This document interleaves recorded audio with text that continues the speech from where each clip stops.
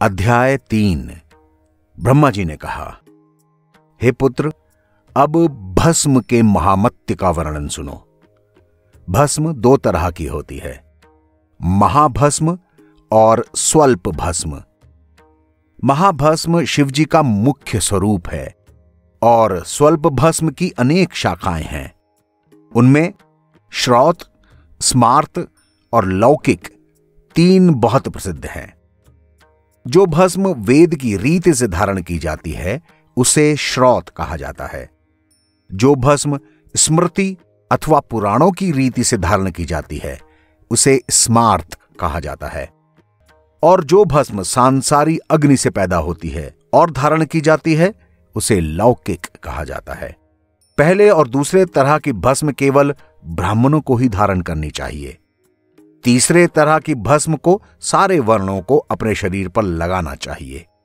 ब्राह्मणों को उचित है कि वे वेद मंत्र का उच्चारण करते हुए भस्म धारण करें, लेकिन और वर्णों को शिवजी का नाम लेकर ही भस्म धारण करनी चाहिए। हे नारद, मैं, विष्णु और सारे देवता उपदेवता भस्म लगाते हैं। योगी, सिद्ध, नाग आदि ऐसा कोई नहीं है जो भस्म ना लगाता हो। वेदों का कहना है कि बिना भस्म धारण किए सब तरह के आचार और पूजन बेकार हैं। भस्म लगाए बिना वेद के मंत्र का जाप करना अनुचित है, क्योंकि ऐसे मनुष्य न तो शिवजी की कृपा पाते हैं और ना ही उनका कोई कार्य सिद्ध हो पाता है। भस्म का महामत्य अनादि और अनंत है। उसका किसी भी तरह वर्णन करना बहुत मुश्किल है। सब लोग अपनी अपनी बुद्धि के अनुसार उसका वर्णन करते हैं। हे नारद, भस्म को धारण करने से कुछ और वर्ण का विचार ही नहीं होता। भस्म धारण करने वाले मनुष्य को तीर्थ के समान समझना चाहिए। जिस स्थान पर भस्म धारण करने वाले बड़े सारे मनुष्य रहते हों, वहां यज्ञ और शुभ कर्म अधिकता से होते हैं। ऐसे पुरुष जप, तप और व्रतों के शुभ फलों को पाते हैं। भस्म धारण करने वालों को संपूर्ण विद्याओं का निधान समझना चाहिए, मानो उन्होंने सभी पुण्य कर्म कर लिए हों। जो मनुष्य भस्म धारण करने वाले की निंदा करता है या उसे डराता धमकाता है, वह अपने जीवन को तो निष्फल ही माने। हे नारद, पुरुष, स्त्री, वृद्ध, तरुण, बालक आदि सभी लोग भस्म धारण कर सकते हैं। भस्म धारण करने वाले को अधिक पवित्रता की आवश्यकता ही नहीं होती। जो मनुष्य त्रिपुंड और भस्म के सम्मान की रक्षा करते हैं, उन्हें शिवजी का भक्त समझना चाहिए। पहले मनुष्य को उचित है कि जब तक वह भस्म को धारण न कर ले, तब तक न तो पानी पिए और न भोजन करे, क्योंकि भस्म का त्याग करने वाले मनुष्य नरक में जाते हैं। जिस ललाट पर भस्म न लगी हो उसे धिक्कार है। जिस गांव में कोई शिव मंदिर न हो उसे भी धिक्कार है। उस जन्म को भी धिक्कार है जिसे पाकर शिवजी का पूजन न किया जाए, तथा उस विद्या को भी धिक्कार है जिसके द्वारा किसी को लाभ न पहुंचाया जाए। हे नारद, सभी देवता भस्म और त्रिपुंड के उपासक हैं। जो मनुष्य वेद की शिक्षा देने वाले हों अथवा यज्ञ कराने वाले हों, उसे उचित है कि प्रतिदिन भस्म और त्रिपुंड धारण करे। जो मनुष्य चांडाल हो लेकिन भस्म धारण करता हो तो वो भी शुद्ध हो जाता है। जो मनुष्य प्रतिदिन भस्म लगाता हो तो वो अत्यंत पवित्र होता है। गंगा आदि सभी तीर्थ उसी शरीर में निवास करते हैं और उसके दोनों ओर के कुल मोक्ष पाते हैं। भस्म धारण करने वाले मनुष्य सांसारी सुखों को पाकर मोक्ष पाते हैं।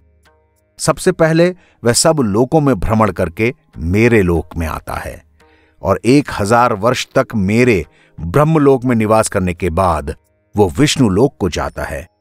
उसके बाद तार स्वरूप शिवजी का ध्यान करके वो शिवलोक को प्राप्त होता है। यह तार स्वरूप दो तरह का होता है, सूक्ष्म और स्थूल। भस्म 3 तरह की होती है, जिसे मैं पहले बता चुका हूं। कुछ लोग उसका वेद, शिवानल और भव इन 3 तरह से वर्णन करते हैं। इन प्रकारों में अघोर मंत्र मुख्य है, इसलिए अघोर मंत्र द्वारा भस्म धारण करने पर यह उचित है कि शुद्ध लकड़ी को जलाकर जो भस्म बने उसे ही धारण किया जाए। हे नारद, अब भस्म बनाने की प्रक्रिया सुनो। भस्म बनाने के लिए बेल, पलाश, शमी, वट और पीपल की लकड़ी को ही भस्म के लिए जलाया जाए। इसके अलावा लोहा, मिट्टी, कांसा, चांदी जैसे धातुओं की बनाई हुई जो अन्न हवन के कार्यों में लगाया जाता है, उसके द्वारा बनाई हुई भस्म भी पवित्र होती है। हे नारद, भस्म धारण करने की विधि अब मैं बताता हूं। त्रिपुंड शब्द से लगता है कि 3 रेखाओं की बात हो रही है। उन रेखाओं में एक एक देवता विराजमान रहते हैं। भ्रकुटी से दोनों भवों के अंतर तक त्रिपुंड लगाना उचित है। पहली रेखा मध्यमा से, दूसरी अनामिका से और तीसरी कनिष्ठिका से खींची जाती है। बीच में अंगूठे से भस्म लगानी चाहिए। इस तरह 27 स्थानों पर रेखाएं लगाएं। इनमें एक एक देवता निवास करते हैं।